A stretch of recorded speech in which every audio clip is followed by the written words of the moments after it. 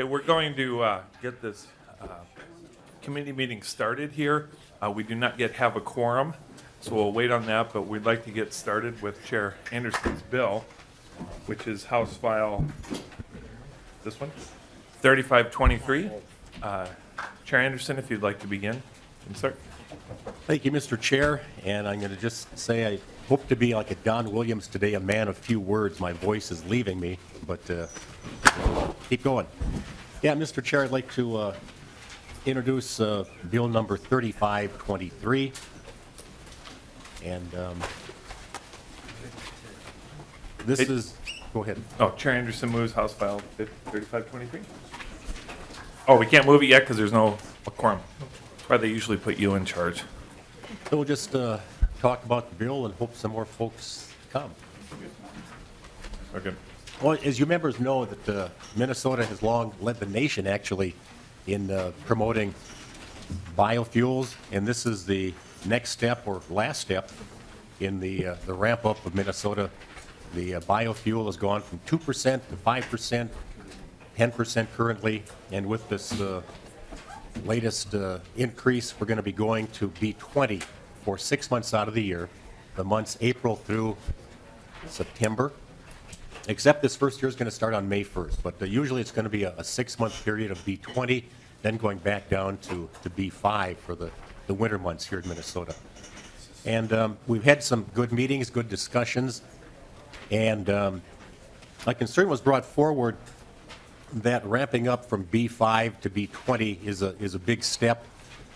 So the biofuels folks have agreed that and that's the reason for this bill, actually, that when the biofuel mandate goes from B5 to B20 on April 1st of every year, we're going to give them a 2-week ramp-up period, the blenders and refiners and such, to get ramped up to that B20 level. Otherwise, they would have to start blending much earlier to reach that B20 figure on the first day of April. So a good compromise there. So what the bill does on page 2, lines 1 through 3, but I also have an amendment to work with that as well. So the bill language says 5%, but the amendment's going to say going from B10 to B20, which is what they're doing right now. Yeah. We do have a quorum now, Okay. so we're going to bring this meeting to order. Would you like to move that amendment at this time? We're going to move the bill first, and then we'll. Okay. I'd move that House File 3523 be referred to the Committee of Commerce and Regulatory Reform. Okay. Chair Anderson moves that this bill be referred to which committee again? Commerce. Thank you very much. And you do have. Would you like to move your amendment at this time? Again, Mr. Chair, thank you. The amendment is the A1, and I was mentioning that we're going to have a ramp-up period as we go transition from B5 to B20. So what this amendment does on line 2.3, it changes 5% to 10%. 10% is what we're doing right now, so we just thought that was the logical step to go. So this ramp-up period is going to be going from B10 to B20 to allow the blenders and the refiners to get ramped up to B20 by the it says the 14th or 15th of April. So that's what the amendment does, Mr. Chair. Any questions on the amendment? All those in favor say aye. Aye. Opposed? Okay. Okay, you have your amendment moved. Chair Anderson, now to your bill. Well, thanks again. That's pretty much what this bill does, except for one other thing, and this is something that's also been agreed upon by all parties involved. On page 3, line 17, there is also an exemption for number 1 diesel fuel. That was set to expire, I believe, next year. What this bill does is make that exemption permanent for number 1 diesel fuel. So again, agreement by parties involved. So really, Mr. Chair, members, 2 changes to this bill, and with that, I'll stand for questions. Do you have any testifiers? I don't know. There may Is be there anyone somebody in the from- audience that would like to testify to this bill? I am seeing none. I would like to have MPCA come down if they, I think they're here, Okay. but there are some other questions. I think.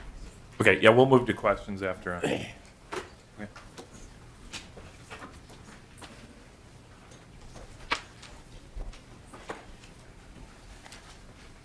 Thank you for coming. Please state your name and begin with your testimony. Mr. Chair and committee members, my name is Kirk Delka. I'm Assistant Commissioner with the Minnesota Pollution Control Agency. And we're good with the bill, so I don't know if I need any testimony. Okay, real good. That was short and sweet. Thank you very much. Okay, so to the questions, Representative Nornis.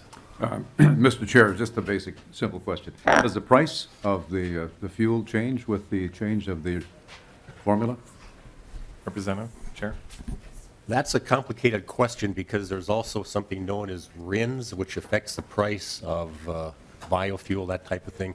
I think right now the rack price is within a penny or so of plain diesel fuel, so I don't anticipate maybe a penny or two, but that depends on market factors in the price of these renewable identification numbers that work with biofuel. Representative Nornis. Thanks. That's okay. Any other questions?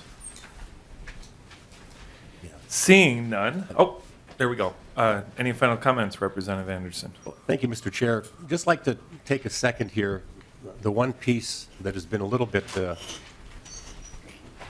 discussion prone having to do with MPCA and the underground storage tanks. I'd just like to have a comment from Assistant Commissioner Kudelka on is it okay to store B20 in these underground tanks? Commissioner, Assistant Commissioner. Mr. Chair and committee members, thank you for the question. And regarding the MPCA's policy on this, there have been questions about MPCA and what we would be doing, looking at compatibility of fuel tanks and B20. And we did send out to all interested parties a December 15th letter that states the MPCA will not be requiring owners to replace or retrofit dispensers or any other underground storage tank equipment for not being compatible with B20 or less blends. And this is in alignment with EPA and the regulations there. There have been concerns about how biofuel compatibility in terms of B20 would impact the Petro Fund. For those that may not know, the Petro Fund is a reimbursement program to help service station owners clean up spills, and they're eligible for up to 90% of those costs. And MPCA sent an email putting in writing to the petroleum marketers, but also the service station owners on March 12th that confirms our previous position that the MPCA would not recommend future reductions to the Petro Fund Board in regards to Petro Fund reimbursements related to B20 and underground storage tank systems. And this is a consistent position of the MPCA, and I thank the chair for our ability to make this known to everyone, and I appreciate that opportunity. Thank you. Are there Representative Chair Anderson? Thanks again, Mr. Chair. In talking with folks, kind of surprised that the ASTM standards for biodiesel ranging from I think B6 to B20 are pretty much the same. So if the underground tanks and such are, we use the word compatible for B10, we're good to go. Or I know the word compatibility has been a little bit dicey to use, but you're saying they're okay now with B20. Mr. Chair and committee members, we will not be checking for compatibility. A piece of equipment and whether or not it's compatible is a declaration made by the manufacturer that knows the product, or a third-party testing certification group that does that. The agency doesn't have that knowledge to deem something compatible. What our ability to do is to check if folks are compatible, and that's what we've said in these letters, to be clear, is that we will not be doing that, and that's in line with EPA and how other states are progressing. Anything else, Representative Anderson? No, I think that Any other questions? I thank the commissioner for those words, and we'll move on. Thank you very much. Okay, Representative Anderson renews his motion that House File 3523, as amended, be re-referred to the Committee on Commerce and Regulatory Reform. All those in favor say aye. Aye. Opposed? Motion prevails. Thank you.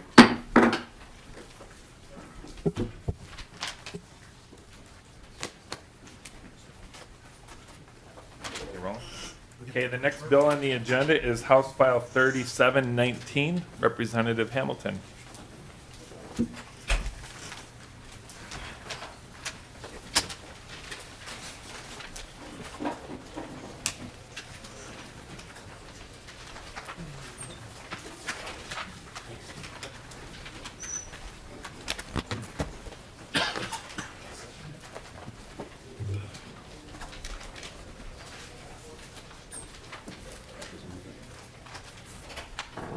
Good morning, Chair Hamilton. And the next bill on the agenda is House File 3719, and I will move that bill, Chair Hamilton. So we refer this to the Committee on Ag Finance, House File 3719. So move ahead with your bill. All right, thank you, Mr. Chairman, members of the committee. If you remember, a few years ago, we established a bio-incentive program, and we budgeted about 1.5, or we did budget 1.5 million a year for that program. For year 2017, we spent right around $30,000 of that money. And last year we spent, or excuse me, this year we spent so far about $60,000 of those dollars. And so they've been canceling back into the general fund. Now, talking with the Department of Agriculture, right now there is one recipient. However, there are a number of them that are ready to go. And I see that Ms. Place is shaking her head yes. And so the department is, I don't want to put words in their mouths, but they're cautioning me, raising some caution on whether or not, or how much dollars are truly left available. However, one of the things that I did is I reached out to the forest industry and others and saying, what are some of the things that we could be looking at as far as to be able to foster and to grow different industries within the forest industry? And we came across some ideas, and this is why we're here before you. As far as the specifics around the funding, what we'd like to do is work with the department and others between this committee and the next stop. And so what I'd like to do is turn it over to our testifier right now, Mr. Chairman. Good morning, sir. Identify yourself and proceed. Yes, Mr. Chairman and committee members, I'm Mike Schultz. I'm the mill manager at Sappy's Mill in Cloquet, Minnesota. I've been at that mill since 1990, and I've had the pleasure of serving as its mill manager for the last 10 years for the 700 employees that we have directly there. We are the largest wood consumer in the state, and as part of the forest products industry, one of the things that we're all forced to do is reinvent ourselves to stay viable as we go forward into the future. One of the things that we did at Cloquet in 2013 was to convert our mill into being able to make chemical cellulose, or dissolving pulp is another name for it. Goes into making rayon, into wet wipes, into even the screens on your cell phones, computer monitors, screwdriver handles. It goes into a myriad of products. But we made that conversion basically to be able to stay viable in the state. At that time, we had made essentially the decision to do that based on wood pricing that we were experiencing at that time, and considering how much the wood products industry has been decimated over the years, we assumed those wood prices would stay relatively stable. Those wood prices have gone up about 20% since that time, which then kind of makes us not as viable as we were at the time that we did the project. It was a $180 million project at Cloquet. One of the things that we're up against in Cloquet is if you spin the globe and you try to choose the absolute worst place you can put a dissolving wood pulp mill, it's got to be within 100 miles of Cloquet, Minnesota. So that's one of the things we're up against, because all of our product is exported, with the exception of one small consumer down in Mississippi. Other than that, everything else is export. So we have to, go up against the transportation costs. We can still stay viable against transportation costs, but it takes 5 tons of wood to make a ton of our product. Having our wood price going up 20% certainly does not make us viable. On the flip side of this, we have a large project in the works. We put in a pilot plant at our mill in South Africa. We are a global company. We put a pilot plant at a sister mill in South Africa to prove a concept of being able to extract sugars from wood as another byproduct of the process that we're making. That has significance to be a very large project. We actually put that pilot plant in to support the Cloquet mill. The only reason why it's in South Africa is because that's where our R&D facilities are for this process.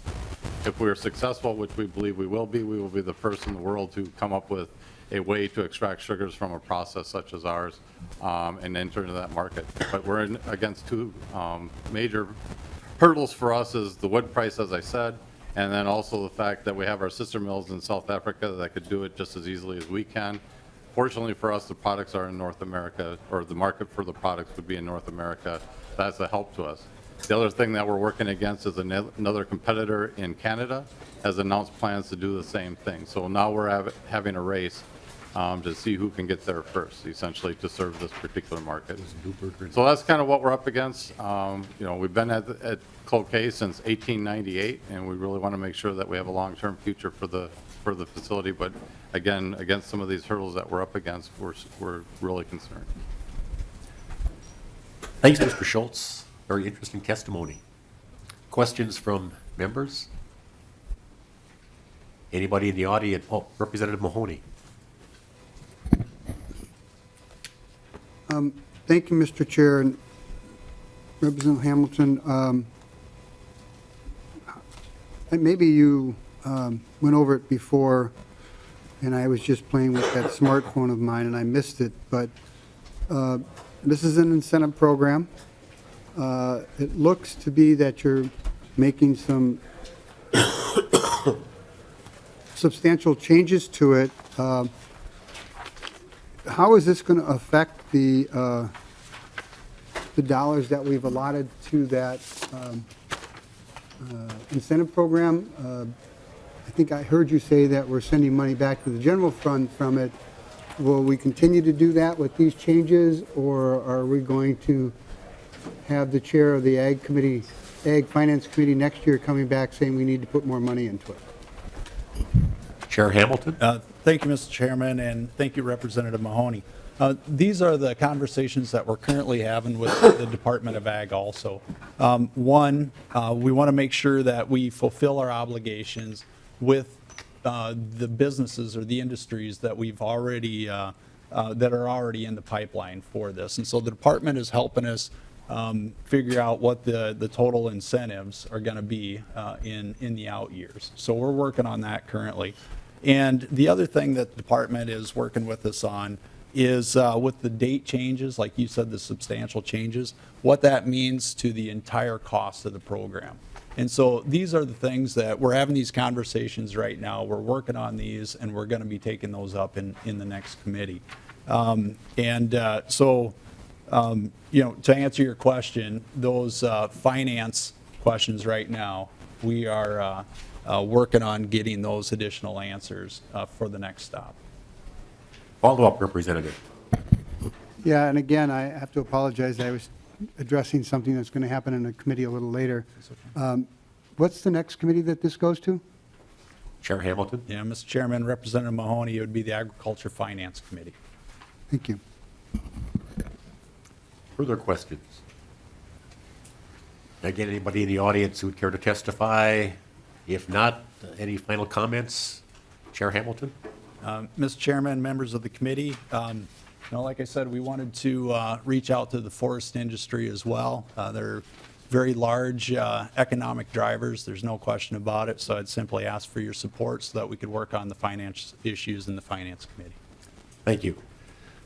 I'll renew the motion that House File 3719 be re-referred to the Committee on Ag Finance. All in favor say aye. Aye. Opposed, same sign. The motion prevails, and the bill is on its way. Thank you, Chair Hamilton. Thank you, Mr. Chairman, members of the committee. Next up, House File 3121.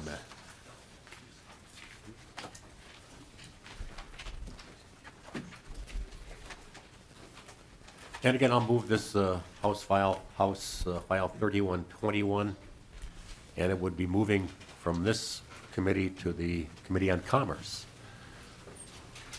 And good morning, Representative Newberger. Well, good morning, Mr. Chair. Good morning, members. I'm Jim Newberger, State Rep 15B, and I'm before you today here with House File 3121, hoping that we can move it to the Department of the Commerce Committee. Simply put, members, this bill pertains to the cottage food industry. As you know, we've made some really good strides in this industry over the years. Senator Dibble and I worked real hard on this year before last. This has been a really good, bright spot in a lot of people's lives. Simply put, what we did in the past is we allowed folks to work from their homes. They can make safe foods, the safe food category, cookies, brownies, that kind of thing, and then they can sell it to help supplement their income. There's basically two levels that you can qualify for. The first level is $1 to $5,000. That's kind of the entry level tier. that people are in, and then after you hit $5,001, you can go up to $18,000. That's more of a involved what we call Tier 2. Both of these tiers have safety provisions built in. You have to go through the Department of Ag. You have to take food safety and handling classes, and it's been a real blessing for this state. So what we're trying to do here, members, is allow these folks who are going from Tier 1, once they sell more than $5,000 in 1 year of product, up to $18,000, to allow them to classify themselves as LLCs, limited liability companies, so that they are able to purchase liability insurance. That's a protective measure that we figured there was a tweak that we would have to build into this program. Just for your information, I do have the statistics here. Since we started the program, we've had about up to 2,400 new people get into the Tier 1 level, $1 to $5,000. We've only had about 100. We've had a grand total of under 300, though, over the last, since 2015, that have gone past that second tier. And what we're trying to do here, members, is just allow these folks to protect themselves. If you buy a product, let's say you buy a brand of flour, for example, that's bad, and you sell some cookies and someone gets sick and a lawsuit ensues, you get pulled into the lawsuit, you'd be able to protect yourself. Right now, we offer this for people that have home-based businesses. If you have a computer repair shop in your basement or a photography studio in your garage, you can do that. But right now, if you are a cottage food provider, most of these are single women, or this is second income for women. If God forbid something happens with the product that you're selling, that you could lose your retirement, you could lose your home, you could lose everything. And this is the only industry that doesn't have the ability to protect themselves in this regard. Built into the bill, it basically says that if you want to be an LLC, if you want to, you must have $1 million in liability insurance. That's basically what the bill says. And with that, members, I'll be happy to stand for questions. Representative, before we go any further, I want to thank you for negotiating and discussing this with you. I do have an amendment that reinstates the cap at $18,000. It's the A1 amendment, the H3121A1. And what that does, this current bill language strikes that $18,000 cap. And after discussions, negotiations, we felt it was best to keep that cap in place. So what this bill does is retain that cap of $18,000 for the folks on the Tier 2 level of cottage food. So any questions on my amendment? Seeing now all in favor of the A1 amendment, say aye. Aye. Opposed, same sign. The amendment is adopted. So now to your bill as amended, Representative Newberger. I'm sorry, Mr. Chair, I got ahead of you. But suffice to say, that's the bill. If you want to go from Tier 1, which is over $5,000 a year in sales, up to $18,000, and you wish to have liability, if you wish to be an LLC, then you must have liability insurance. We spoke with the stakeholders in this. We had the cottage food ladies come up, and one of the guys come up, and they're good with this. They're the ones that asked for this. We had some meetings with some other stakeholders, and right now that's where we stand with this. So I really look forward to your support. Now, we knew we'd have to tweak a few things. We really came into a new area in 2015 when we brought this forward. We knew there'd be a couple of tweaks that would have to happen, and this is just one of those tweaks that came forward as things moved along. It's been a real blessing for people in this state. Now we just want to make sure that they can protect themselves. Did you have a couple of testifiers? No, not unless Okay. unless it's absolutely necessary. We want to be mindful of the committee's time. Anybody in the committee who would care to pose a question? Representative Mahoney. Thank you, Mr. Chair. I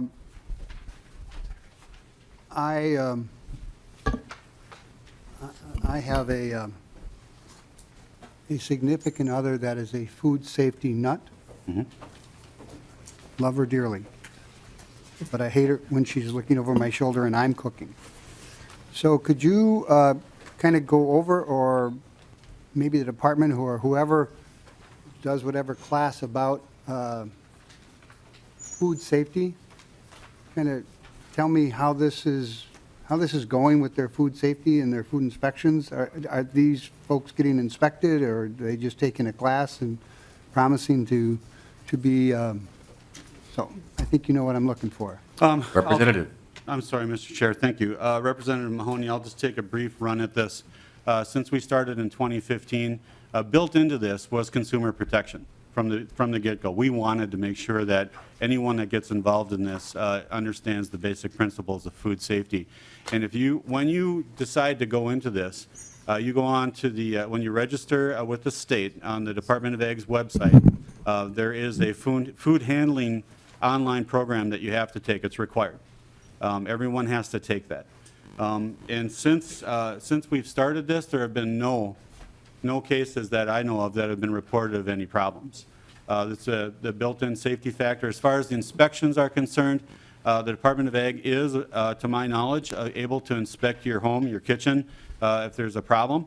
They can come in and inspect it, but they haven't, to my knowledge, there hasn't been any call for any inspections yet.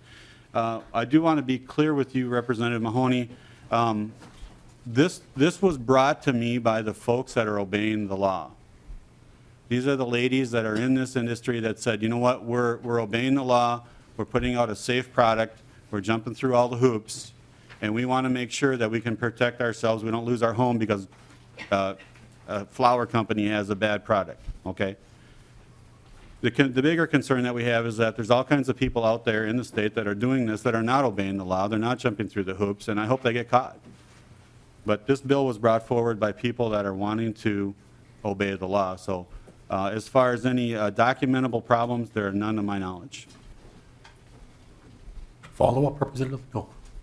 Representative Miller has a question. Thank you, Mr. Chair, and this question may have been spoken to earlier, so if that's the case, I apologize. But Representative Newberger, I just want to clarify, I'm going to call it the over 5,000, this class you're talking about. Are they required to have commercial kitchens? Representative. Mr. Chair, thank you. To my knowledge, no, they're Okay, not. I just wanted to clarify that, thank you. Okay. Representative Clark Johnson. Thank you, Mr. Chair. And I just want to I want to state my appreciation for your work on this, Representative Newberger.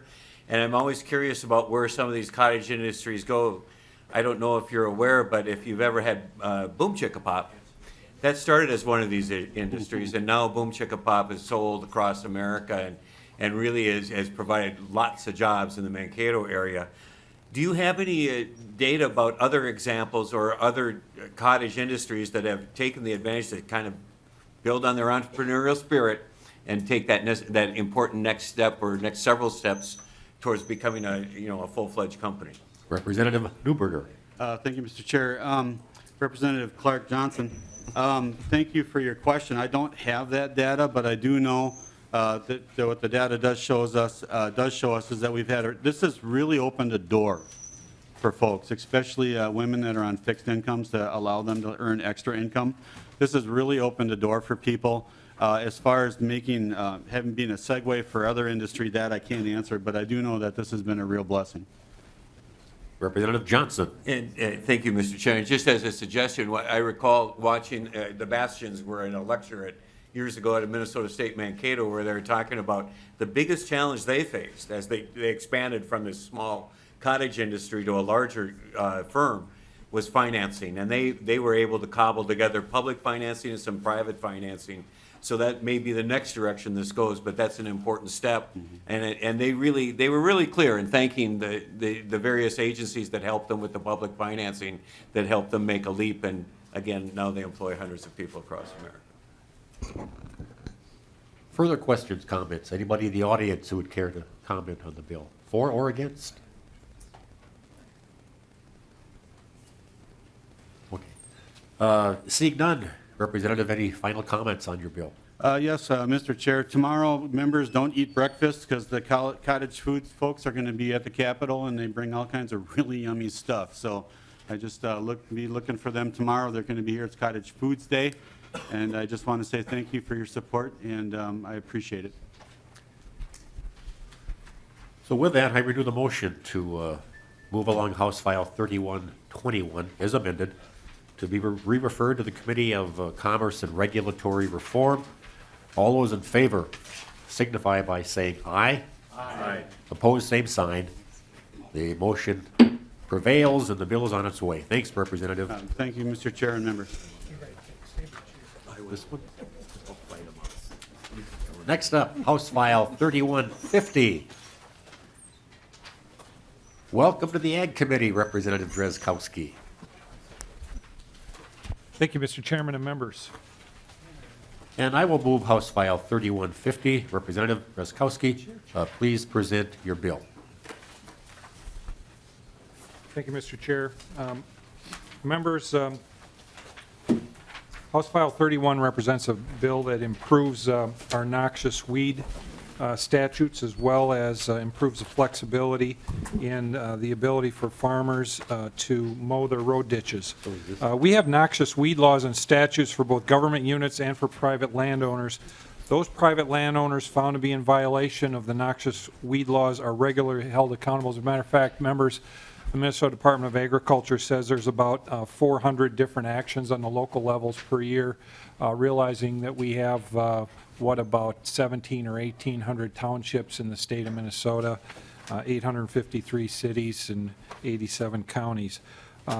This has resulted in very low noxious weed pressures on private lands throughout our state. Conversely, we do not have that accountability and those measures in place for our governmental units in the public lands that they manage. This is no more evident than it is in the rights of way along our state's public roadways. Many road ditches are teeming with almost continuous and dense populations of wild parsnip, Canada thistle, and leafy spurge. This bill helps to protect Minnesota farmers and landowners from governments that refuse to follow the state noxious weed law.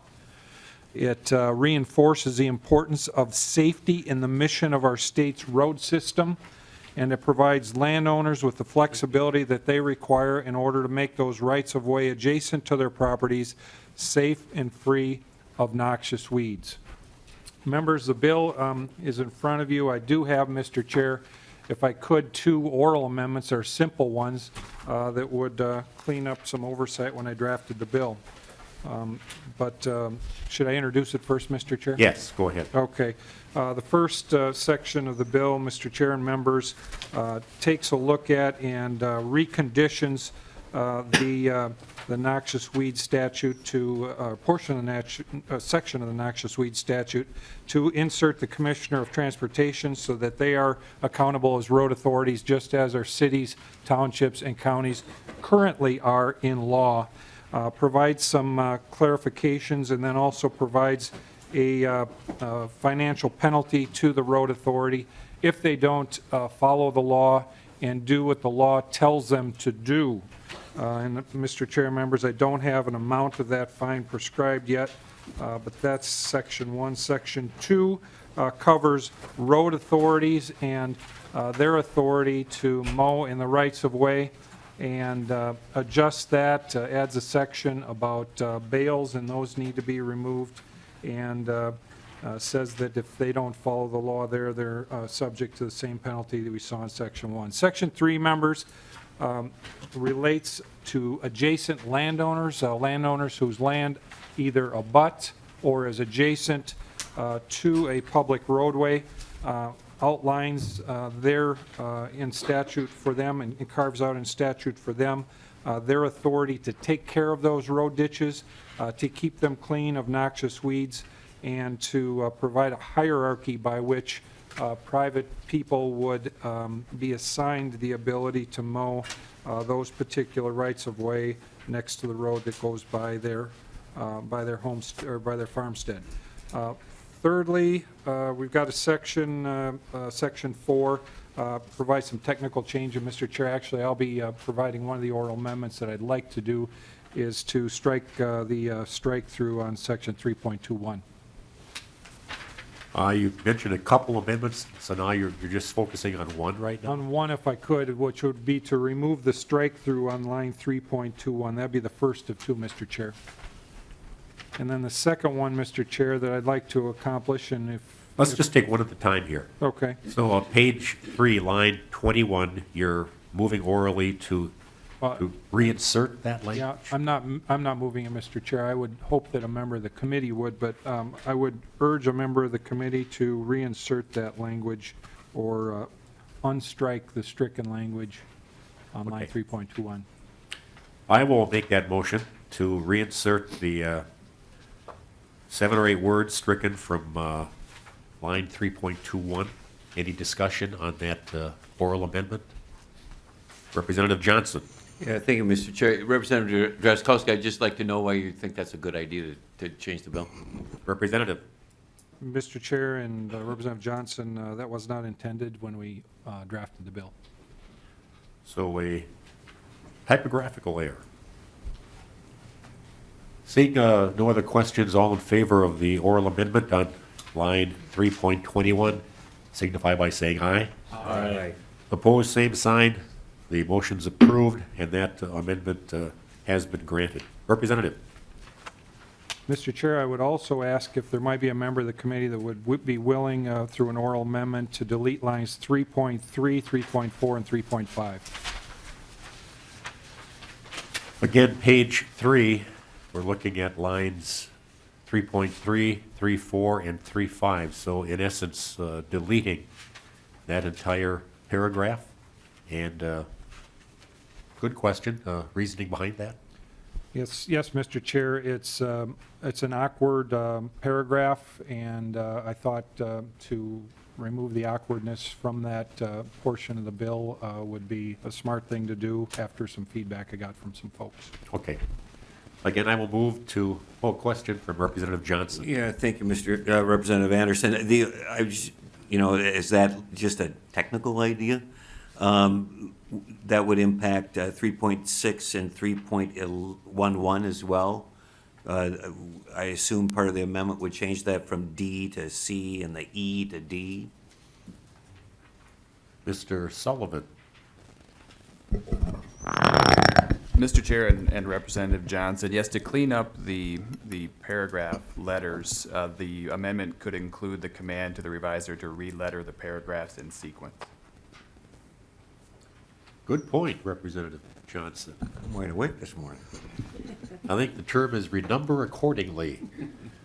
So yes, again, I'll add that to the amendment, then strike those 3 lines and renumber the remaining lines in that section accordingly.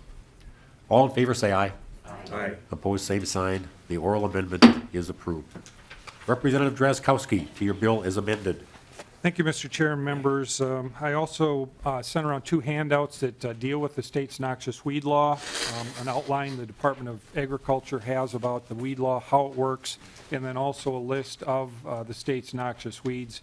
And you'll see some weeds on there that I'm certain every member of the committee sees regularly in our road ditches on almost probably every roadway in the state in one place or another.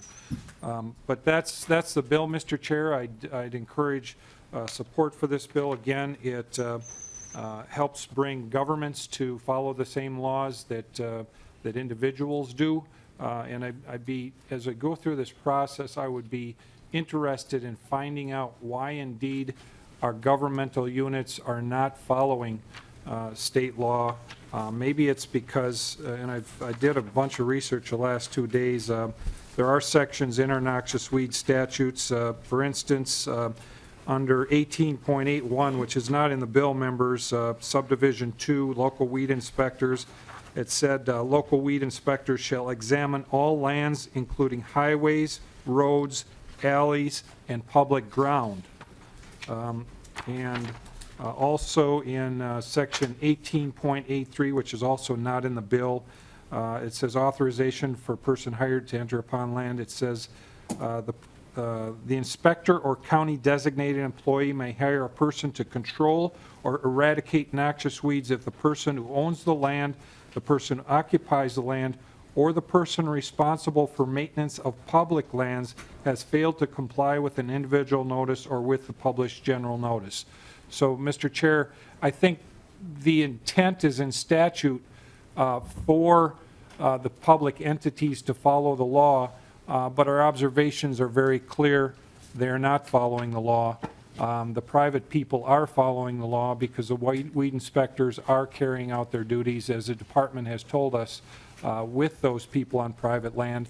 And I don't know exactly the best way to get at these public agencies to bring them to follow the law. And that's why we've got the fine for the agency in the bill to maybe at least begin the discussion on how we get them to follow the law, Mr. Chair. Question by Representative Bly. Thank you, Chair Anderson. Well, this is an interesting issue to me. I've been working the past year with a group of township supervisors and community members in Northfield and in the county, talking about infestation of wild parsnip, which I also know is in your district quite a bit too. It's a complicated issue, and complicated by complications of the plant itself, and complications that by mowing you can actually spread the weed if you do it at the wrong time, or if you do it at other things. So there's that problem, which makes it a difficult weed in itself to manage. The other thing, of course, is that townships and counties tell us they don't have the equipment to deal with some of these noxious weeds, and it's costly to maintain those areas. It's not a matter of just mowing it down, and it takes a plan. So one of the things that we've been doing over the course of the last year is trying to explore with the Department of Ag, best practices and recommendations, and I think we're making good headway. We also have, that group has also managed to successfully get a grant from the Department of Ag. There is now a grant that's fun. There was for some time a grant offering, but with no funding in it. This last session, we put some funding in there primarily to deal with the Palmer amaranth issue. If we want our government entities to do this work, we need to make sure they have the ability to do it. I guess my question is, have you thought about some of those difficulties that our various public agencies might have in not only financially covering this mandate, but the ability to really show best practices and deal with the issues, because they are sometimes complex? Representative Drazkowski. Thank you, Mr. Chair, and thank you, Representative Bly. Well, Representative Bly, yes, these weeds are in my district, and that's why I notice them. They're very likely in your district and the district of every member around the table, except, maybe Representative Mahoney.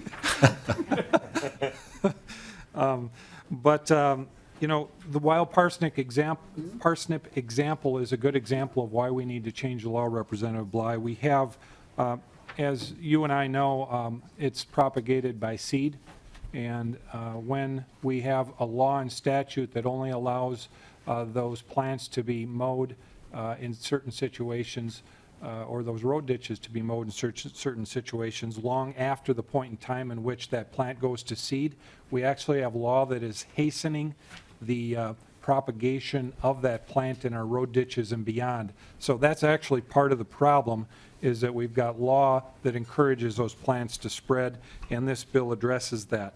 And the part about not having equipment, although on the surface it sounds like a very good argument, the noxious weed law actually says that the county can pay a check to someone who is hired to get rid of the weeds. So the weed inspector would say, Joe's Weed Service, I need you to go out and eradicate the weeds on Representative Poston's land because Representative Poston isn't, getting rid of his noxious weeds.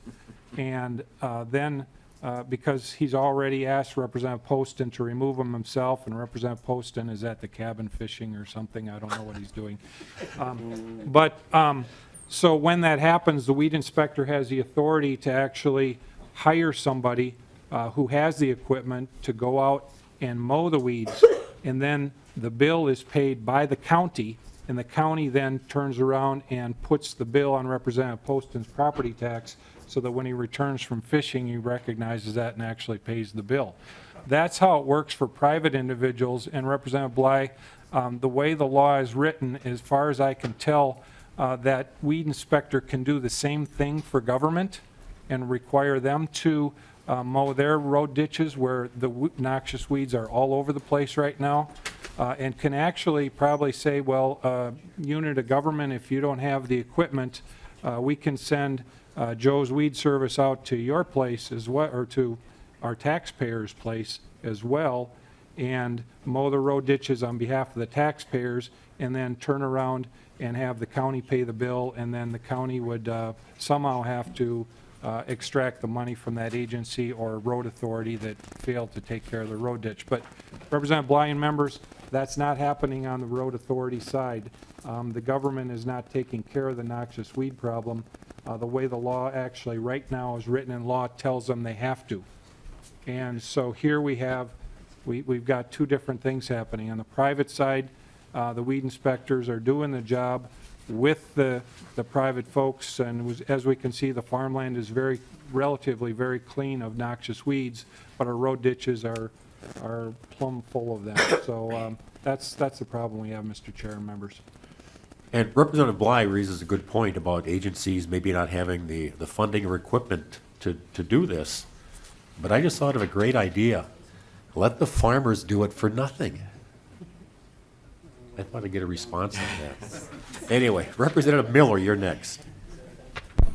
Thank you, Mr. Chair. And just a real quick comment on that I'd like to add is that, the cost of the state paying for this stuff and the agencies paying for this is one of the reasons why we need to be so careful about when we continue to purchase up land and put it into the public books.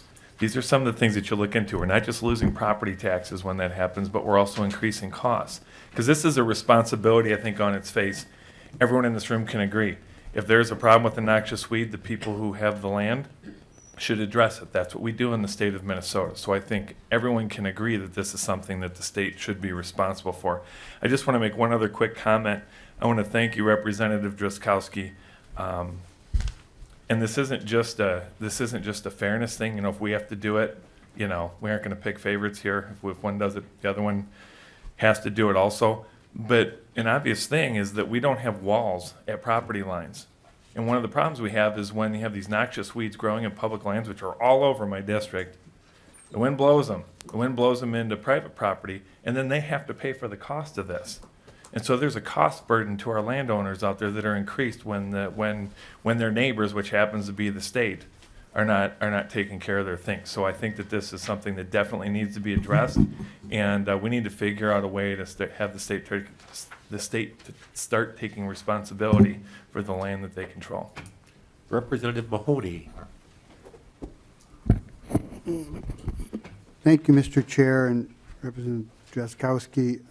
I'm kind of amazed to see you trying to require government to spend more money, because it's really kind of not your typical place.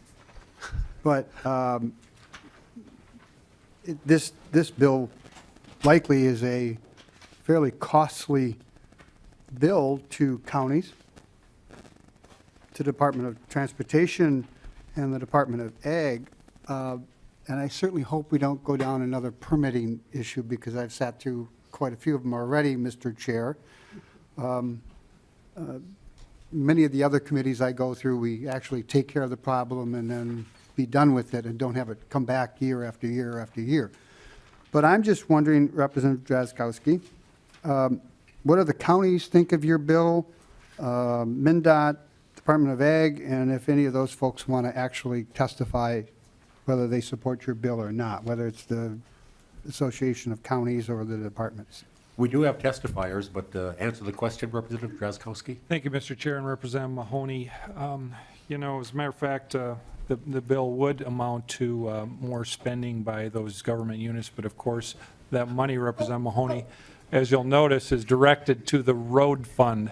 So essentially, we would have an earmarking of those funds for something, and maybe it would come out of one section of their budget and go into one that actually builds and maintains roads. So I don't have all the answers, Representative Mahoney, but I'm very frustrated with I'm very frustrated with the fact that we have private individuals that are following the law with the encouragement of a very large and, as far as I can tell, successful group of weed inspectors. They're together bringing this law to be followed on the private side, but it's not happening on the public side. And so, again, I don't have all the answers, but this is a first attempt at it.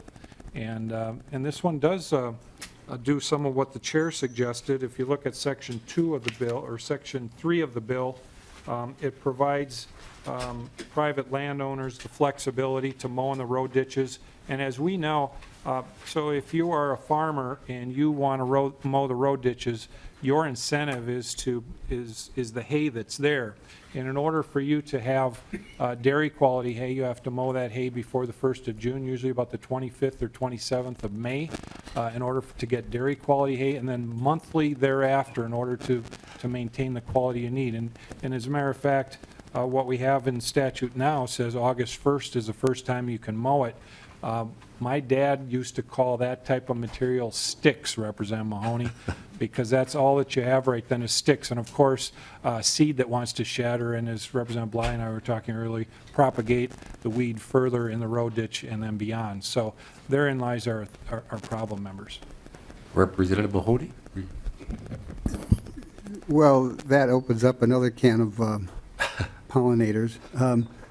So, Representative Drazkowski, I remember some of your more memorable speeches on the floor, and one of them was last year about money for road construction and road maintenance, and now you're just taking money away from road maintenance and construction in order to mow ditches.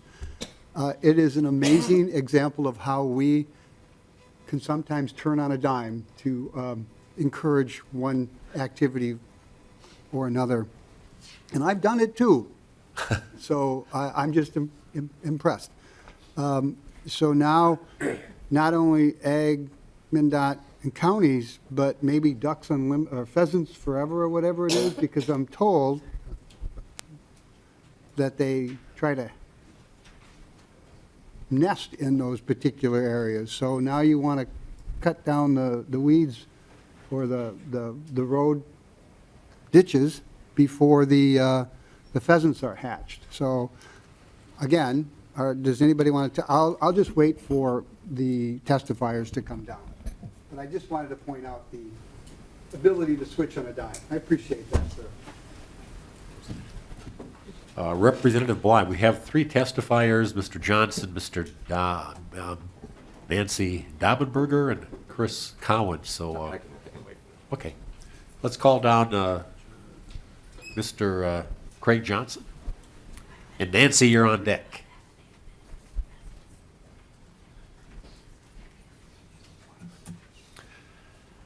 Good morning. Identify yourself and proceed. Thank you, Mr. Chair, members of the committee. My name is Craig Johnson with the League of Minnesota Cities, and have spoken with the author about our concerns with this bill. The only section that affects cities in this is section 1 of the bill, but it has significant impacts on cities. So for those of you who aren't aware, in cities, noxious weed management is still required. The statutorily designated weed inspector is the mayor of each city. Unless they have staffing that they can delegate that to, they are the weed inspector and must be responsible for that. If they do have staffing, they very quickly delegate that. However, the current law is that cities within their jurisdiction, and it's in the section that's in front of you in section 1, the deleted language in line 1.10 says cities shall cause the weeds to be managed appropriately. This removes that and says the city shall do it. So that means every easement of every alley and every street, the city will now have to go on to your property and remove any weeds that someone reports are there, and it will be their cost, not yours, to do it. The current process is if your property is found to have a weed issue or a lawn that hasn't been mowed because you've been gone for a month or any of those things, it's as was explained earlier, we have a nuisance law process. You would be notified, you would be given time to respond as a property owner. If you failed to do so, there would be an administrative action that was begun with a hearing available for you to challenge it. And if all of that went through, then the city could hire someone to go in and deal with the mowing or whatever the other problem was, and it would be a special assessment onto your property. Under this, you have no more responsibility. It's now the city's responsibility. So there would be no special assessment to recollect those funds back. It would just be the city having to pay to do it for anyone who chose not to do it on their property. So, Mr. Chair, our role as a local government with weed management is already unfunded, despite the very nice start on putting a little funds into that last year that the legislature made. That's not near enough to get down to the city level. That barely touches counties that have an urgent Palmer Amaranth problem. We really could not afford this in a reasonable manner. It would take significant existing city resources away from other priority issues or require significant property taxes to have more staffing to deal with this and the equipment to deal with this. So we respectfully do not support Section 1 of this legislation. I'm happy to answer questions, Mr. Chair. Mr. Johnson, just a comment or question. And the thing I've always thought was uniquely not workable with weed laws, by the time you go through your current regimen of notices and time, the weeds have all gone to seed. Yep. And that to me is the thing that hasn't really worked. So I agree there's a problem with noxious weeds going to seed, and the process needs to be speeded up. I don't know if this does it, but as you comment, there's a cost there. But right now, the appeal and the warning thing, I don't think works very well because of the time lapse it takes. Any other questions? Representative Sauk. Thank you, Mr. Chair. I would just comment on what you just said. Successful weed management is obviously done before the fact and not after the fact. And all of these things are structured for after the fact type of responses. So by definition, they are not going to function or do it. They're simply there to please the person who wants to complain about it. I mean, we might as well say that. That's its only function. As to getting rid of the weeds and that sort of thing, I don't know if Representative Drazkowski's structure actually does get in front of weed growth in any way. It just says after the fact, again, you know, we'll either get fined or, you know, those kinds of things. I really would find greater substance in some sort of structure, advised or however, where we would be in front of this problem. And there really is a difference between weed management on open fields, probably road ditches, versus in the city, because in the city you're talking about the concrete medians that exist. They're just resplendent with weeds, particularly in about a month. There will be the first crop of dandelions that come up. So I think that this is untenable, but mostly it's untenable, just for your point, is that this is all after the fact, and it will always be chasing the tail of the dog. So I'm sorry to not have a solution or a question. Any other questions for Mr. Johnson? No. Thank you. Nancy Daubenberger, welcome to the committee.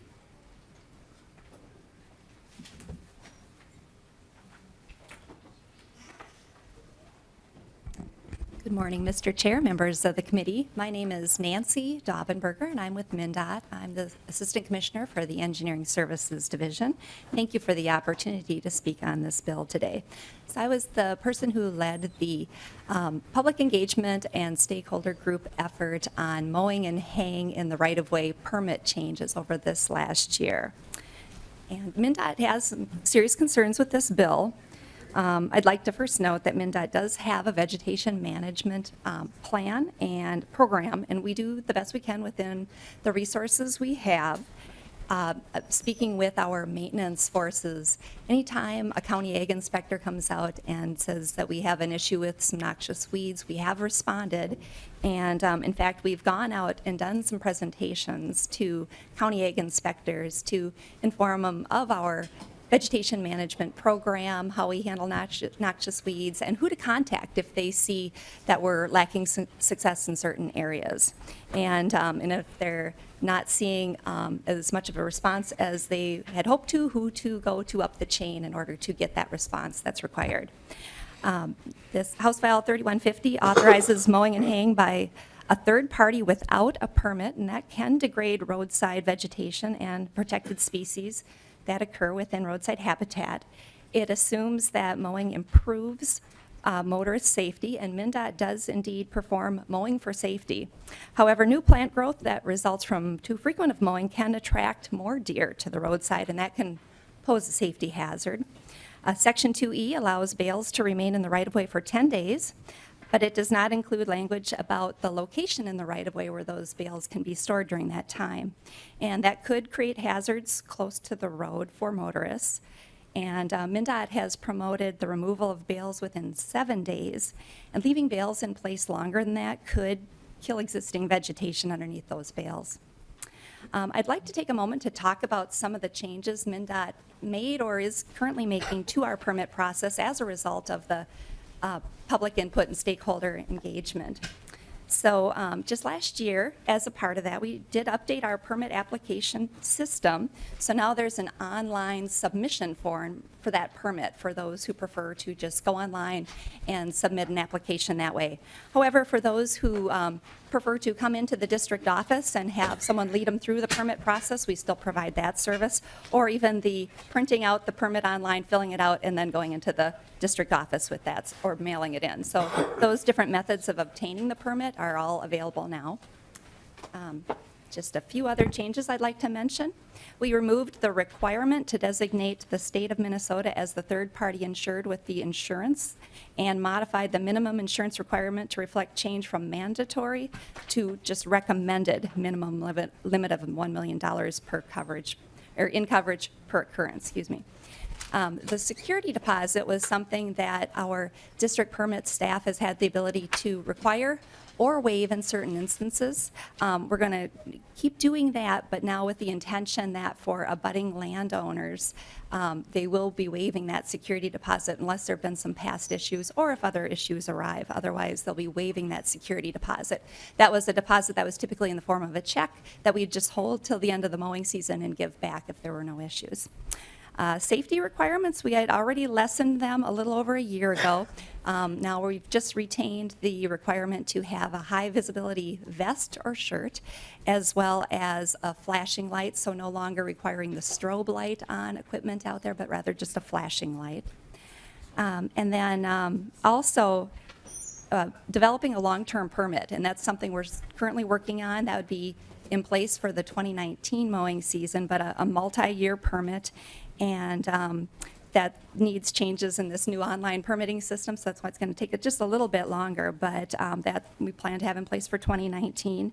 And also we've given priority to abutting landowners, so if they apply before March 1st, they have the first rights to mow and hay in front of their property. And then those coming in after that would be considered on a first-come, first-served basis. So those were some changes that we made as a result of that public input process or are in the process of making. This bill, 3150, removes the permit requirement, so that takes away the communication tool that provides MnDOT the knowledge of operations taking place in our right-of-way that could affect safe highway operations. This same communication tool also provides permit requesters an avenue to receive knowledge of upcoming operations that MnDOT has planned for the same location, such as upcoming construction projects or maintenance work that's going to be done out there that season. And while this bill takes away our ability to permit those operations, it doesn't address the date restrictions that are in current law, which was a big concern and a topic in the stakeholder group that we had talked through. Section 3A language excuses abutting landowners who mow the highway right-of-way for purposes of lawn maintenance from the need to get a permit, and MnDOT does support that. But with that, the language should also describe responsibilities, requirements, and the liability that one accepts by mowing in the highway right-of-way. With that, thank you for letting me testify. I'll stay for questions. Ms. Doppelberger, you mentioned the series of meetings this past winter. I was at one of them. And I've always thought the biggest piece of contention was this cutting date. Currently it's August 1st. Was there any consensus of coming to a compromise on that, or where do you see that landing or being right now? Thank you, Mr. Chair. As I had mentioned, there was a lot of discussion on that, as you had recognized as well. There were different options that were discussed for changes in the date. We had interests on, of course, both the agricultural side as well as the environmental side. Some of the environmental comments and concerns that came up about the date were such that the current date in state law doesn't necessarily suit all wildlife who would be out there in the highway right-of-way. So a compromise alternative that was discussed basically at the last stakeholder meeting was to provide flexibility with those dates. So not have a date restriction at all, but with that, leave some of the hay that would be mowed out there, or the vegetation that would be mowed for hay out there. So it was a take some, leave some type of concept, then allowing for flexibility in dates if some of that vegetation is left. Representative Lewick. Thank you, Mr. Chair. Question on one of the big concerns that we hear continuously is we're going to leave that vegetation in the right-of-way so we can hatch pheasants. Has the department looked at exactly where pheasants are native in Minnesota? I happen to live in an area where the only time we see them is in a cage, and there's a whole lot of hundreds of miles north of me to the Canadian border. So there's seems to be a little disconnect there with approaching this on a statewide basis. We just don't see any pheasants where I live, and so I get a little perturbed about we're going to protect the pheasants in the right of way when all we got is weeds, weeds and a little jack pine. Ms. Doppelberger. Mr. Chair and Representative, those discussions did indeed take place during the stakeholder group, and a representative from the Pheasants Forever, Quail Forever, had talked about the use of the right-of-way by ground nesting birds, and that they are indeed out there. However, then other stakeholders had commented that they hadn't been seeing any out there either. So I just wanted to share with you what I had heard. The question that was posed to me is really outside of my purview area and probably better for the Department of Natural Resources. As an engineer, don't have that specific background. Follow-up, Representative Love. Just a comment, and one of the things that we do in our communities is, particularly at the county level, is we have community groups that adopt miles and miles of road ditches. And every spring and through the summer, we go through with bags and we pick up all the trash. And guess what? And I participate in it myself. We don't see these famous bird nests that everybody else, I guess, I don't know how they do this, but, we've not disturbed any birds, not found any eggs, not found any nests that, and I'm not talking about a couple hundred yards. I'm talking about many, many miles of a lot of people. And what we do find is tin cans and other things that don't belong there. So again, I think we continue to work on something that frankly isn't really solving much of anything. And that comment about protein and forage for livestock is absolutely critical. You're just wasting diesel fuel, adding unnecessary pollutants to the air if you're out there mowing stuff in August and September, because at best it makes bedding. Questions? Representative Johnson. Yeah, thank you, Mr. Chair. And this issue keeps floating around. First of all, I want to thank you and the group that you had. I, as you know, attended the public meeting, which was really interesting at South Central College. And then the next morning, I was able to attend the stakeholder group. And this is clearly a complex issue. And we hear comments like Representative Lewis, but, I think you also heard comments from other folks who argue that this is critical habitat. I guess my question would be to the chair or to the audience maybe, is there somebody here that can talk about the benefits of the ditches, especially in my part of the state, where there is less wild land than there is up in your neck of the woods, Representative Lewis? I know the Pheasants Forever feels strongly about this and does feel that certainly in pheasant country in southwestern Minnesota, that there is value to the ditches. And I heard that testimony in North Mankato. I also know that pollinators, the people who, beekeepers, consider the ditch a critical source, and getting to that date of August 1st is important to them. This is a complex, my point is this is a complex issue that has to be determined, that has to take in all accounts on that. I don't know if we have time for the testimony now, but I think there's plenty of folks that in the state that feel very strongly about the value of that as habitat, and it needs to be considered. I know we're looking a little later on towards the bill on to delay the rule. I think there's some value in that myself, because I think this is a complex process that we've made a lot of strides in the meetings that were held last summer. But I'm not so sure we've come to that consensus or that agreement on how to do it. I guess maybe this is for you, Mr. Chair. How do you want to handle this at the Ag Committee? This also involves the Transportation Committee, but I hope you recognize that though some people don't see the pheasant eggs in the ditch, others do. And so how do you plan to deal with it? Well, this bill is going to be laid over, Representative, and there's more bills coming. And I think a lot of us would agree that in our travels back home, this one issue comes up time after time, and people are passionate about it on both sides, as you mentioned, on both sides. And I kind of quit talking about the feed value of the grass, because a lot of folks don't understand that or don't get it. And I think it's a safety issue that you mentioned, like having it cut or not cut for deer or whatever. But if I drove a motorcycle, I would not want grass 2 feet tall up along the road shoulder for animals coming up and banging into my motorcycle. So yeah, there's different ways to look at it. It's going to be difficult to come to a compromise which makes everybody feel good about this. But thank you for your work. Well, here goes my voice. This past winter. And we're going to have to keep working on it, but we're going to hear more. We're going to hear more bills. Representative Bly. Thank you, Chair.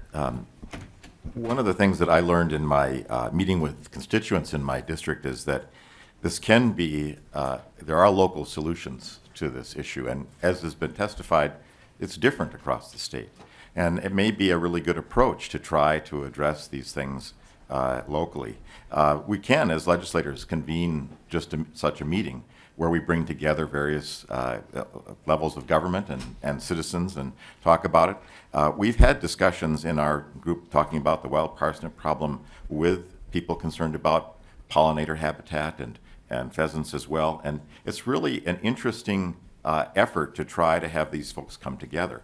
And I think the being able to use what small funds there are available through the Department of Ag to get a grant to continue that discussion and planning is really useful. And I guess I would say maybe a better approach to this, rather than the kind of heavy-handed idea that you make government do what it's supposed to do regardless of the results, would be to convene more local meetings where you involve MnDOT and the Department of Ag and others, and try to talk through what would work best for controlling weeds and protecting habitat and meeting the needs of farmers as well.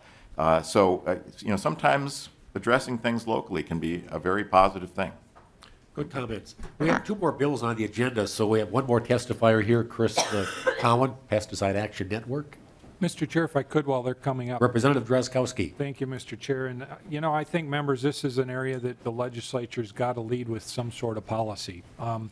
We've got two different types of objectives here. One is, as you point out, Mr. Chair, the safety of our roadways. And the closer the tall grass gets to the road, the quicker the deer jumps through the windshield or the motorcycle. And for those concerned about wildlife, Mr. Chair, I saw another eagle feasting on a dead deer on the shoulder of road the other day. And I wonder how many of those get killed by passing cars as they're trying to lift up off of that deer. So the question is more about maybe what type of wildlife we want to protect or enhance or whatever we're going to do.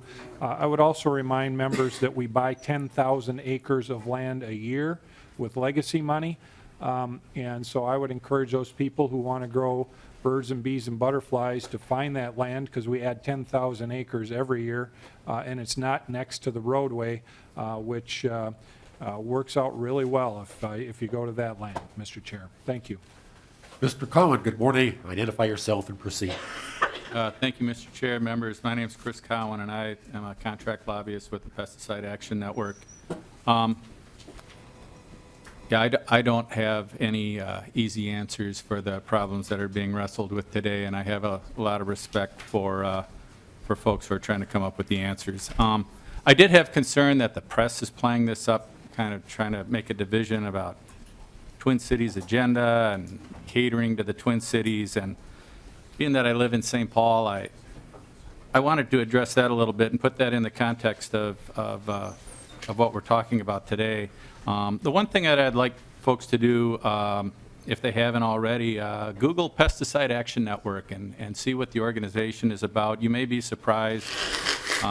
We're not just city folks pointing our fingers at our neighbors that work hard in greater Minnesota. They do raise a lot of issues that address the concerns of farmers and talk about pesticide use and how it's used, and is it appropriate, and is it helping, dicamba being an issue this year, and then also the role of pesticides in the spread of superweeds such as Palmer amaranth. So I would invite folks to take a look at that if you haven't already. And of course, one of the concerns that the Pesticide Action Network has is protecting pollinators. And I totally respect what it takes for, especially someone going into farming, how much land costs and how much money you have to spend on equipment, and what the market's doing with the prices on commodities. So folks who are in a corn, soybean rotation,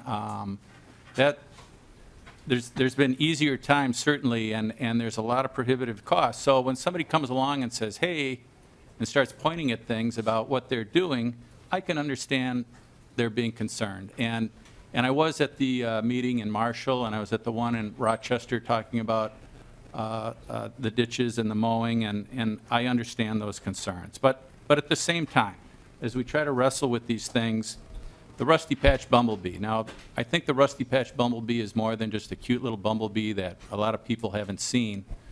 But folks who study this, entomologists, they used to be all over the place. And now they're about gone. And that happened in a little less than 20 years. So what's going on with that? I mean, so there are folks who are trying to use what tools they have available to try to wrestle with these situations. Same thing with the monarch butterfly. When the populations have declined as drastically as they have, what is going on? And I would say that in some cases there just aren't the forage areas that there used to be. So some folks, maybe mistakenly, I don't know, started saying, hey, wait a minute, what about the ditches? And fairly quickly people found out, hey, wait a minute, there's a law that's been on the books here for 30 years. Maybe we have something here. But I support a lot of the folks who are trying to, from our point of view, trying to work on this issue. But the ditches they're right next to the fields, and for folks, if you haven't had a chance, there's a group that got together called the Corn Dust Research Consortium, and this talks about pesticide use, especially neonics on corn seed, and when it spreads. So it really does bring into play, are the ditches a good place to expect critters to live? I mean, that's true. But I would ask you to look at this and look at the folks who made up this group. These are industry people. These are not environmentalists. And they talk about the impact of corn dust in areas such as ditches. And I just want to say that my wife and I, we live right by the state fairgrounds. Every year, all of Minnesota comes to our neighborhood. We're glad to have everybody. And we own our house, and in front of my house is a sidewalk, and there's a tree, and there's a lamp. And those are all things that I have to pay for, and they're for everybody's enjoyment, and they're on my land. So city folks have to live with regulation too, and I hope there's ways to come to resolution on these difficult issues and do so in a way that protects pollinators, which ultimately protects farmers. Thank you. Thanks, Mr. Cowan. See no comments. Final thoughts on your bill, Representative Drazkowski. Thank you, Mr. Chair. I've enjoyed the debate and discussion today, and I'm certain there's more to come forward, but I think we need to make a public policy decision about what is the purpose of our roadways. Mr. Chair, members, the Minnesota Department of Transportation, in its mission statement, says that our roadways are put together to move people and move them safely. And that part, Mr. Chair, is getting lost. We need to make a decision in this area within the next probably couple of years or so, but look forward to more discussion on this, and thank you. I missed a question comment from Representative Miller. Quickly. Very quickly, Mr. Chair. I just wanted to say that we've heard from the cities, we've heard from MnDOT, we've heard from the Pesticide Action Network. It's real important to remember that we have not heard from the landowners. And I emphasize the word, we say that word very quickly. These are the land owners in the United States of America, the land owners. And we are pushing them around with government telling them what they need to do. And I think we need to take a very sober, close look at that. Thank you. Very good. Good comment. So again, House File 3150 is being laid over. Thank you, Representative Drazkowski. Thank you, Mr. Chair. Representative Swedzinski, you're here. Let's get your bill up and get it rolling. And bearing in mind, we have 21 minutes left on the committee today. It's House File 4008. This bill is not in our possession. Therefore, this is just an informational hearing. Representative, good morning. Please present your bill. Thank you, Mr. Chair. This bill is kind of the based off of a number of conversations that have happened throughout the state, but also within the ag community. There are still a lot of questions, a lot of frustration with the process in which we move forward and on the results of that process. We believe that the department and others do need time, and agriculture in rural Minnesota do need time to also work out some differences that I believe still divide us on this particular issue. And rather than move forward in conversations, essentially this bill just continues the moratorium to April 30th, 2019. You have a couple of testifiers, I believe. Yeah, Mr. Chair, I do believe there are a few folks that would like to come on behalf of this bill. So very good. Also appreciate the opportunity to come before this committee for an informational hearing. You're more than welcome. Thank you, Mr. Chair. Good morning. Identify yourself and proceed. Mr. Chairman, members, my name's Tom Peterson. I represent the Minnesota Farmers Union. And we do support this approach, House File 4008, and appreciate the other legislators that are working on this issue. Farmers Union did participate in the stakeholder process.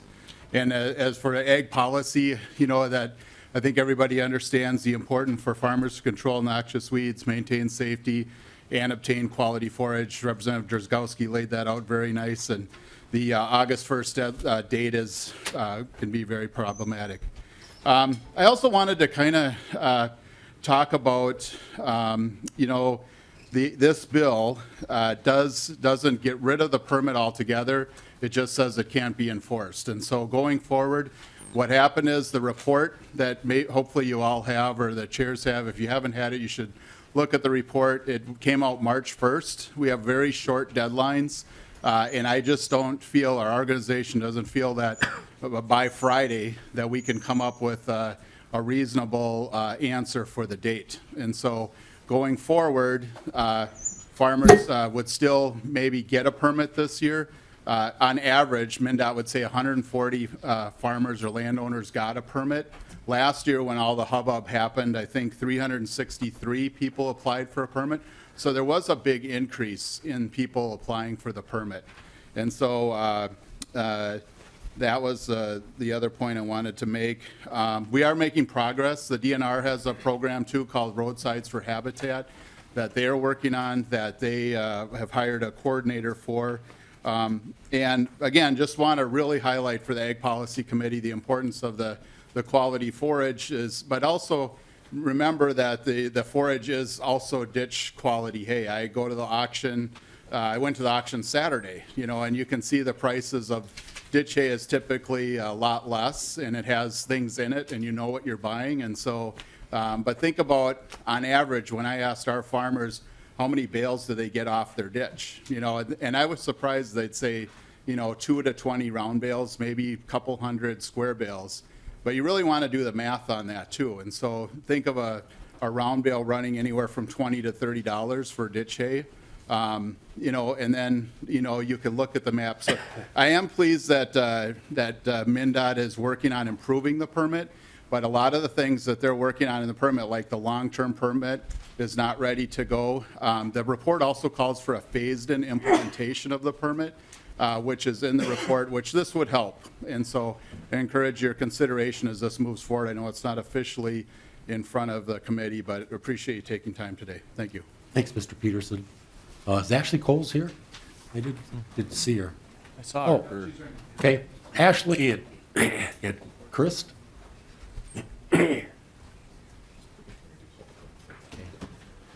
Good morning. Good morning. Ashley Coles with the Minnesota State Cattlemen's Association. And Chris Woolen was not able to make it in today because of snow out in western Minnesota. But I guess from the Minnesota State Cattlemen's Association, we reflect some of the similar comments that Tom just made. But mostly we just wanted to go on record saying that we support the one-year moratorium to continue the work of the working group. Very good. Thank you. Thanks, Ms. Coles. Questions from members or anybody else in the audience? Seeing none, final comments, Representative Swedzinski? No, I appreciate the opportunity again. This conversation has been frustrating at times. I know a lot of the folks within the working group have expressed frustration on the weight of their comments. Representative Miller did speak to the fact that, farmers across the state have been maintaining these ditches for decades upon decades upon decades, picking up diapers, bottles, tires, fixing the ditches when there's a semi goes in the ditch, doing all those things, trapping pocket pickers, the rest, to make those ditches safer and smarter. Just last week, Abate came to the Capitol, and that was one of the issues that they spoke about. They're exceptionally concerned. They weren't engaged in this issue, but they are. And you say that this is about, you mentioned that yourself, Mr. Chair, 70% of accidents when it comes to motorcyclists are because of animal hits. If we move forward and get away from this practice of what's currently being in place and which has worked quite well across the state, my argument is that's going to increase, and that's going to cost lives from a safety perspective, but also fix something that's not broken. And this bill, I think, is an ultimate first step. Drazkowski had a lot of interesting ideas with his bill as well, and we'd appreciate this conversation continuing to happen. So thank you. Representative Bly, question or comment? Yeah. Thank you, Chair Anderson. I just wanted to bring up, there was in the packet an amendment that I was going to introduce to your bill, but because we don't have possession, I imagine it's difficult for me to do that. I was bringing that on behalf of Representative Bernardi, who I believe has been in discussion with you about her concerns, primarily about, again, the pollinator issue and some other things about permitting and moving forward. So I just wanted to speak briefly to that. I know that you're working with her, and she's been talking with you about the possibility of a pilot perhaps in the metro area. I think you might have gathered from some of the comments I was making about my own experience too, that there are other ways about talking about this very issue, and including folks from pollinator groups or others that are important. There are a lot of people that care about these ditches and what happens with them, and we need to be respectful of all the folks there. So members can look at the amendment and see that it's there. In the interest of time, I won't, belabor the issue, but I just wondered if you had any comments you'd like to make about your conversations with Representative Bernardi or what might happen there. Sure. No. Representative. Thank you, Mr. Chair. Representative Bly. No, I appreciate Representative Bernardi as a good representative. Her husband actually grew up in my district, so Bernardi's a good name in our neck of the woods. But in reality, I asked her. I said, "What other groups are you bringing a part of this?" And obviously, it represents a point of view. And oftentimes when we're having this conversation, the foundation of the argument is certain people are excluded from all these rules, whether it be the date, whether it be the mowing, whether it be the permit, whether it be the rest, whether that be folks that live in the metro, whether people live in town out in rural parts of the state. And, I think a good perspective is, part of the rules and part of some of the bills that she was talking about, where we would just want to exclude 100 feet on every other's driveway so that people can mow. Well, that's an issue of politics. And whether you live in a metropolitan area along a state highway, you're exempt to these rules. And, we had the young man from the spray group or whatever just a bit ago. He talked about he lives close to Snelling Avenue and the rest. And if that happened to be a state highway in city, those same rules would not apply to him. And because it doesn't necessarily look good in the front yard. Cities have rules and regulations on those things. And, my argument is, we've been farming this land for 130 years in some instances. We were there before the state highway system was.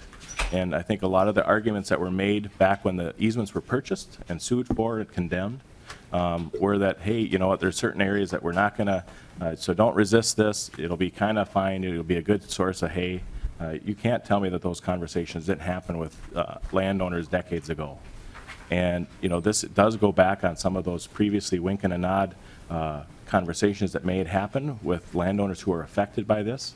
We all agree that transportation is an exceptionally big part of getting our goods to market, but also from a safety, but also from a looks point of view. I think last time this bill was talked about last year, a lot of members talked about how, they're judged on the quality of their ditches.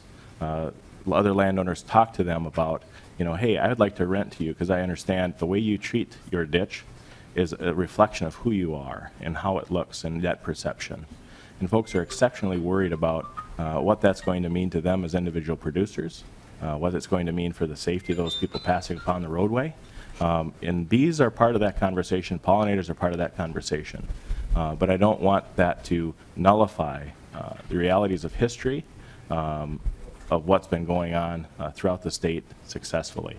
And he talked a little bit about, that pollinators have taken a huge deduction in the last 20 years. These ditches have been mowed for 80. The ditches aren't the problem.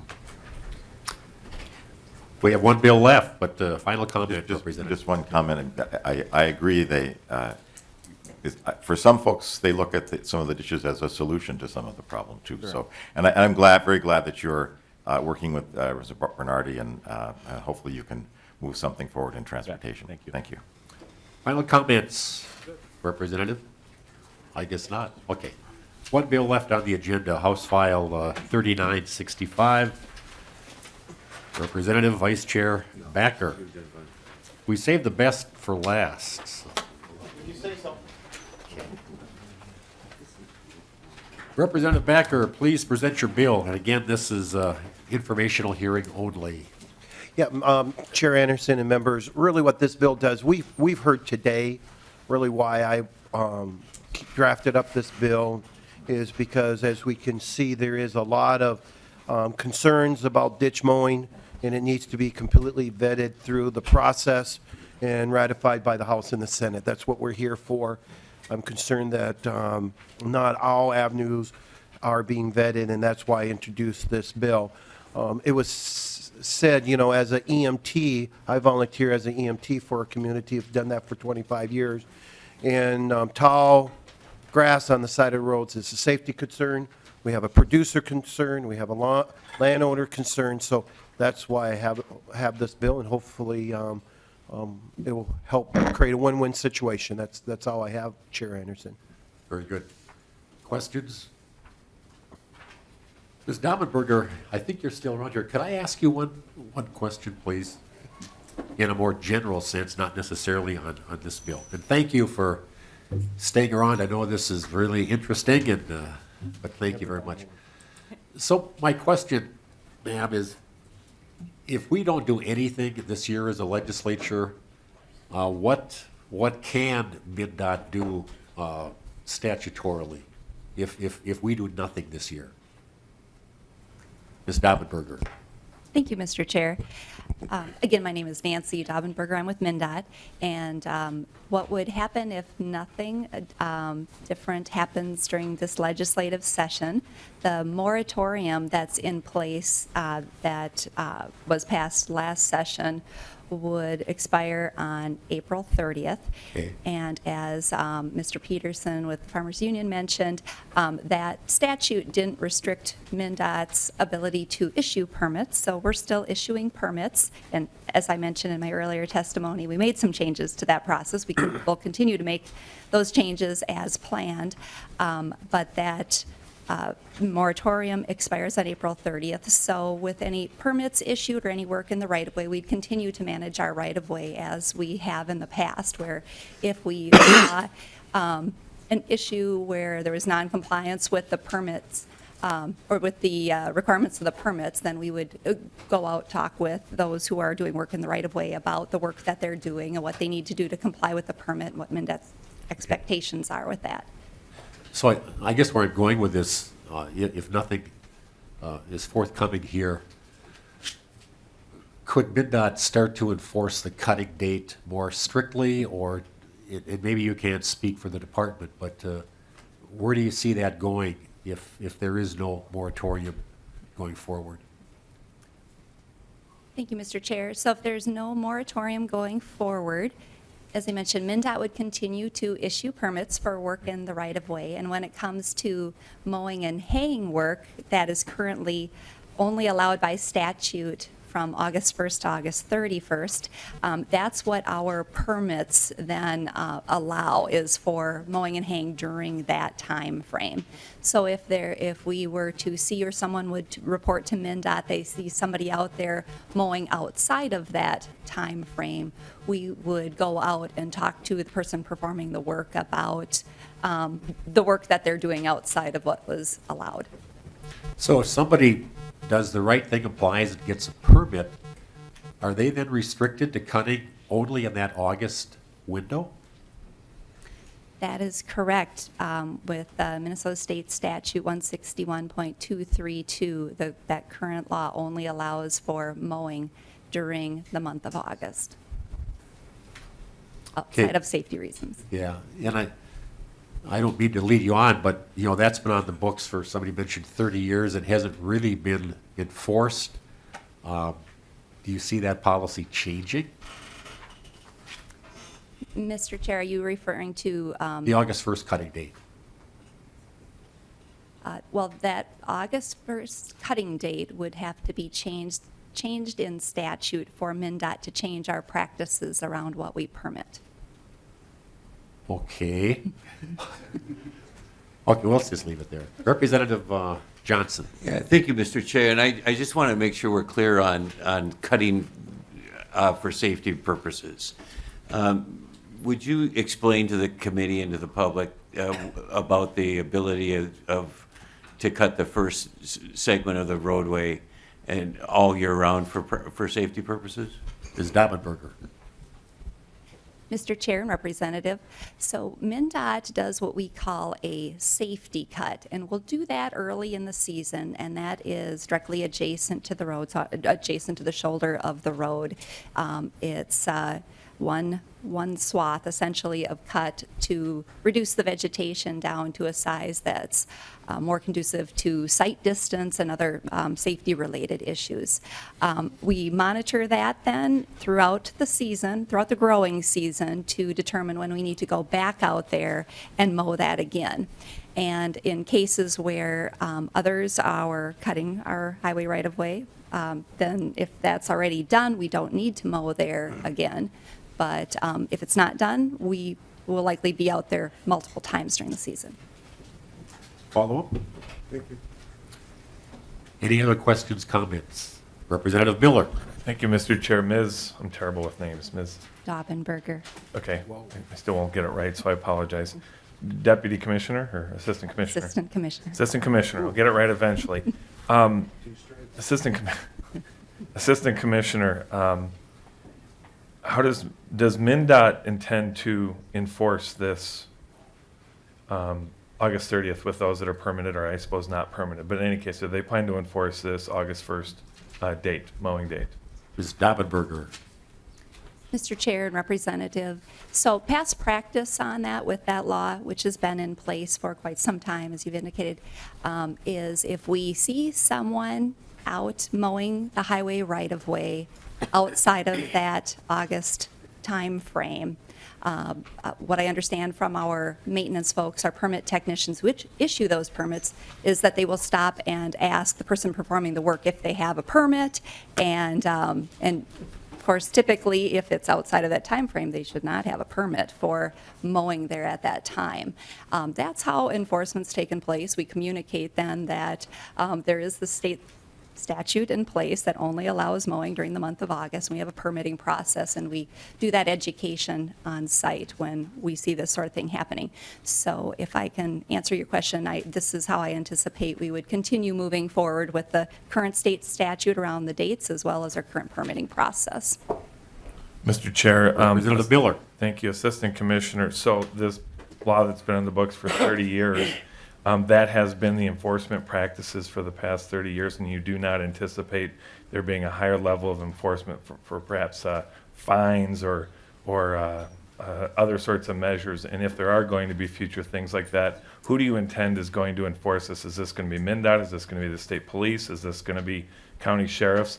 This is a progression that I think MnDOT is anticipating moving forward towards. Basically, if you mow before August 1st, we're going to stop you in some sort of way. So what's the intended progression of this? Who's going to enforce this in the future? Ms. Daubenberger.